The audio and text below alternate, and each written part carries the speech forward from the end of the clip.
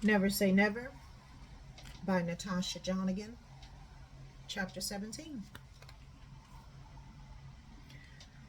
We arrived to the burial site. I watched through the limousine window as guests took their seats. People from my childhood I hadn't seen in years attended, even family members I didn't recognize. To my surprise, there was a tap on the window and a familiar face. It was Ron.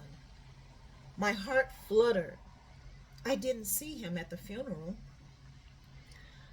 A smile crept across my face as our eyes met. I opened the door to get out, but he got inside.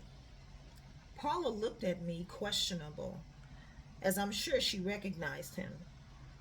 I asked Paula to give us a moment. She told me not to be long as the burial ceremony would start soon.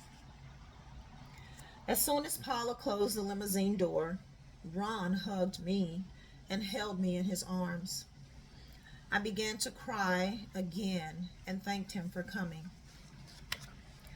Honey, I can't stay, but I left some flowers for your mom. I just had to see you. I'm so sorry for your loss. I've been trying to call you, and I was getting concerned. How do you? He stopped me mid-sentence and said he got the information about the ceremony from the funeral home. There was so much warmth and compassion in his eyes. I couldn't believe he cared enough to travel state to see me.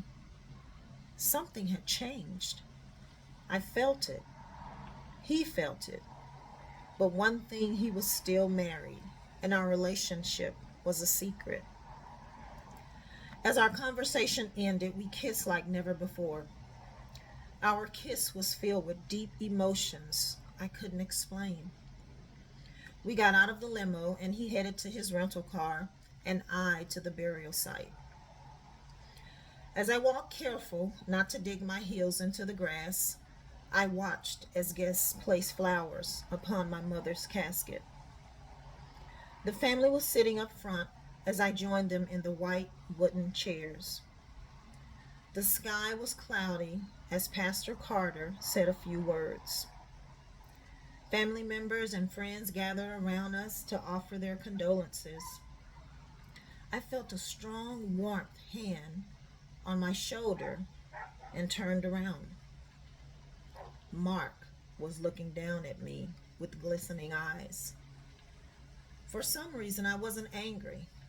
My feelings were mixed and I couldn't understand what I was feeling at that moment. I stood to hug him as my head met his shoulder. I saw Felicia standing behind him.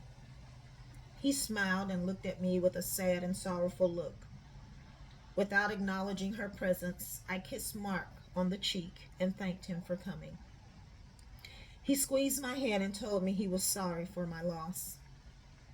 As people began to leave, Paula and I sat on the front row waiting. Paula wanted to see the dirt being tossed onto Mama's casket.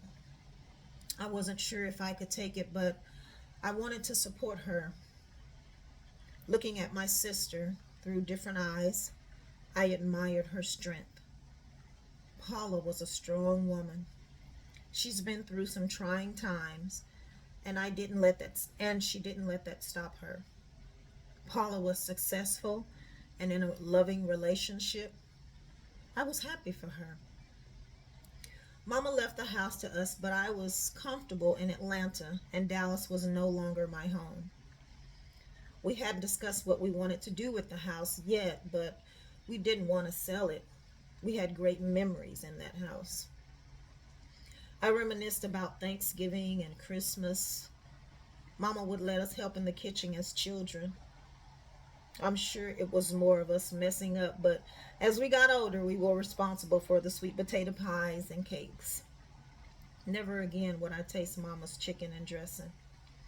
No one could beat her recipe, although many tried.